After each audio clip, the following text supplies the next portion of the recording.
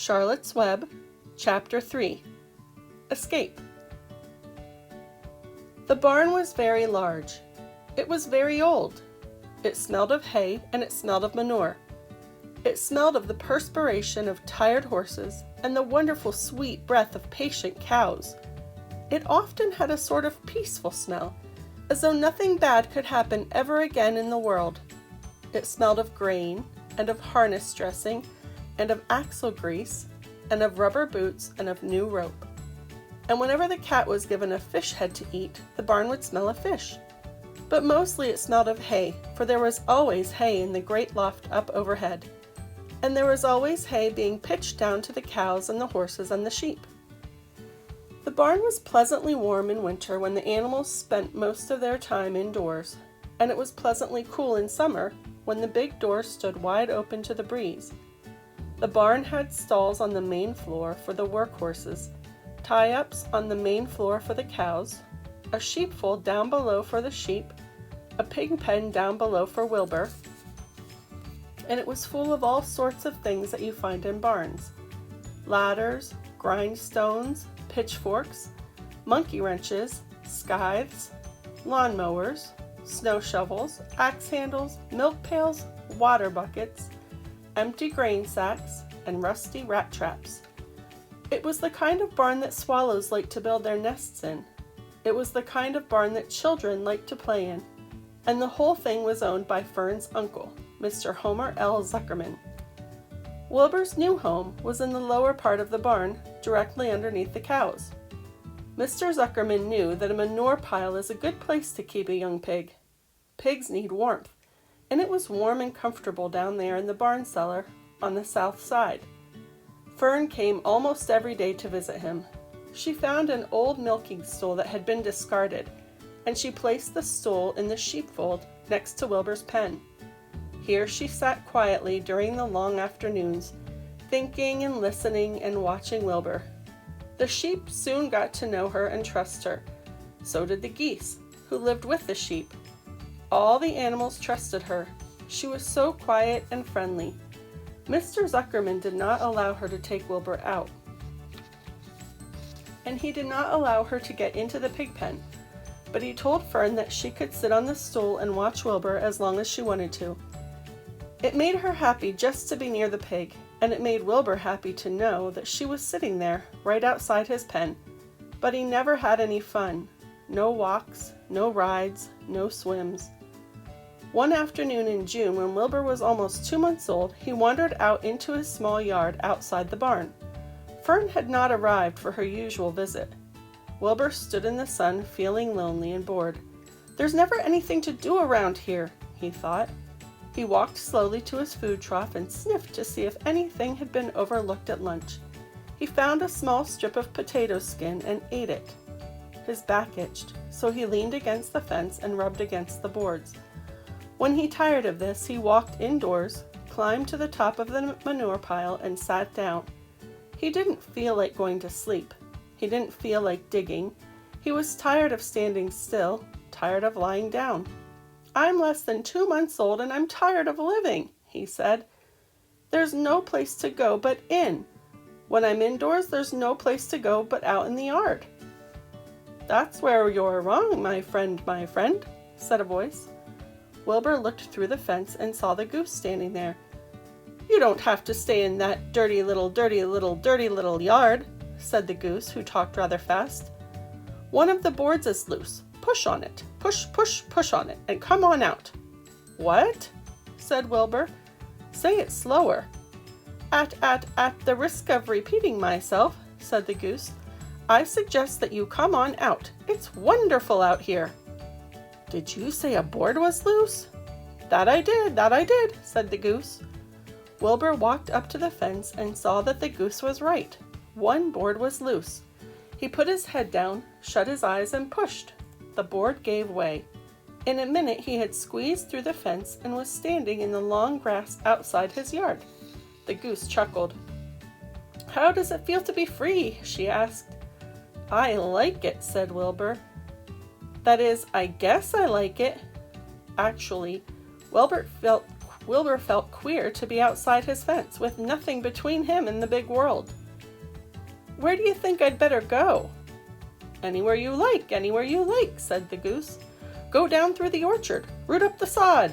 Go down through the gardens, dig up the radishes. Root up everything, eat grass, look for corn, look for oats, run all over, skip and dance, jump and prance, go down through the orchard and stroll in the woods. That world is a wonderful place when you're young." "I can see that," replied Wilbur. He gave a jump in the air, twirled, ran a few steps, stopped, looked all around, sniffed the smells of afternoon, and then set off walking down through the orchard. Pausing in the shade of an apple tree, he put his strong snout into the ground and began pushing, digging, and rooting. He felt very happy. He had plowed up quite a piece of ground before anyone noticed him. Mrs. Zuckerman was the first to see him. She saw him from the kitchen window, and she immediately shouted for the men. "Homer!" she cried. "Pigs out! Lurvy! Pigs out! Homer! Lurvy! Pigs out! He's down there under that apple tree." "Now the trouble starts," thought Wilbur. "Now I'll catch it." The goose heard the racket, and she too started hollering, "Run, run, run, downhill! Make for the woods, the woods!" She shouted to Wilbur, "They'll never, never catch you in the woods!" The Cocker Spaniel heard the commotion, and he ran out from the barn to join in the chase. Mr. Zuckerman heard, and he came out of the machine shed, where he was mending a tool.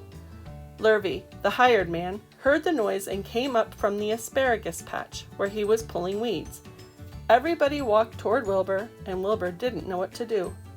The woods seemed a long way off, and anyway, he had never been down there in the woods and wasn't sure he would like it. "Get around behind him, Lurvy," said Mr. Zuckerman, "and drive him toward the barn, and take it easy, don't rush him. I'll go and get a bucket of slops." The news of Wilbur's escape spread rapidly among the animals on the place. Whenever any creature broke loose on Zuckerman's farm, the event was of great interest to the others. The goose shouted to the nearest cow that Wilbur was free, and soon all the cows knew. Then one of the cows told one of the sheep, and soon all the sheep knew. The lambs learned about it from their mothers. The horses in their stalls in the barn pricked up their ears when they heard the goose hollering, and soon the horses had caught on to what was happening. "Wilbur's out," they said. Every animal stirred and lifted its head and became excited to know that one of his friends had got free and was no longer pinned up or tied fast. Wilbur didn't know what to say or do, or which way to run. It seemed as though everybody was after him. "If this is what it's like to be free," he thought, "I believe I'd rather be penned up in my own yard." The Cocker Spaniel was sneaking up on him from one side. Lurvy, the hired man, was sneaking up on him from the other side. Mrs. Zuckerman stood ready to head him off if he started for the garden, and now Mr. Zuckerman was coming down toward him carrying a pail. "This is really awful," thought Wilbur. "Why doesn't Fern come?" He began to cry. The goose took command and began to give orders. "Don't just stand there, Wilbur. Dodge about, cried the goose. "Skip around, run toward me, slip in and out, in and out, in and out. Make for the woods, twist and turn." The Cocker Spaniel sprang for Wilbur's hind leg. Wilbur jumped and ran. Lurvy reached out and grabbed.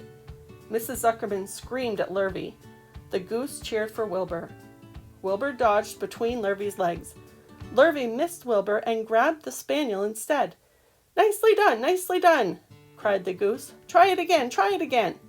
Run downhill, suggested the cows. Run toward me, yelled the gander. Run uphill, cried the sheep. Twist, turn and twist, honked the goose. Jump and dance, said the rooster. Look out for Lurvy, called the cows.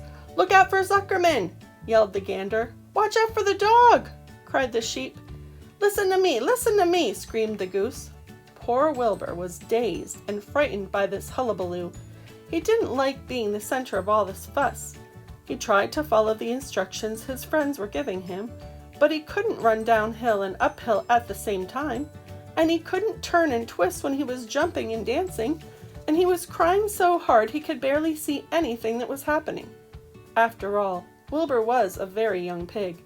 Not much more than a baby, really. He wished Fern were there to take him in her arms and comfort him. When he looked up and saw Mr. Zuckerman standing quite close to him, holding a pail of warm slops, he felt relieved. He lifted his nose and sniffed. The smell was delicious. Warm milk,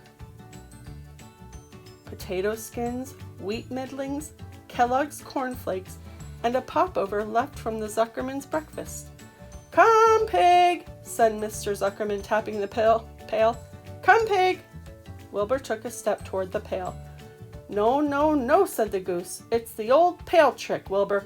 Don't fall for it. Don't fall for it. He's trying to lure you back into captivity. He's appealing to your stomach." Wilbur didn't care. The food smelled appetizing. He took another step toward the pail.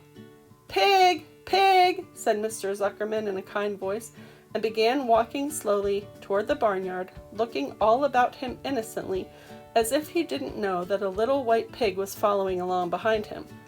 "You'll be sorry, sorry, sorry," called the goose. Wilbur didn't care. He kept walking toward the pail of slops. "You'll miss your freedom," honked the goose. "An hour of freedom is worth a barrel of slops." Wilbur didn't care. When Mr. Zuckerman reached the pig pen, he climbed over the fence and poured the slops into the trough. Then he pulled the loose board away from the fence so that there was a wide hole for Wilbur to walk through. "Reconsider, reconsider," cried the goose. Wilbur paid no attention. He stepped through the fence into his yard. He walked to the trough and took a long drink of slops, sucking in the milk hungrily and chewing the popover. It was good to be home again. While Wilbur ate, Lurvy fetched a hammer and some 8-penny nails and nailed the board in place. Then he and Mr. Zuckerman leaned lazily on the fence, and Mr. Zuckerman scratched Wilbur's back with a stick. "He's quite a pig," said Lurvy. "Yes, he'll make a good pig," said Mr. Zuckerman. Wilbur heard the words of praise. He felt the warm milk inside his stomach. He felt the pleasant rubbing of the stick along his itchy back. He felt peaceful and happy and sleepy. This had been a tiring afternoon. It was still only about 4 o'clock, but Wilbur was ready for bed. "I'm really too young to go out into the world alone," he thought as he lay down.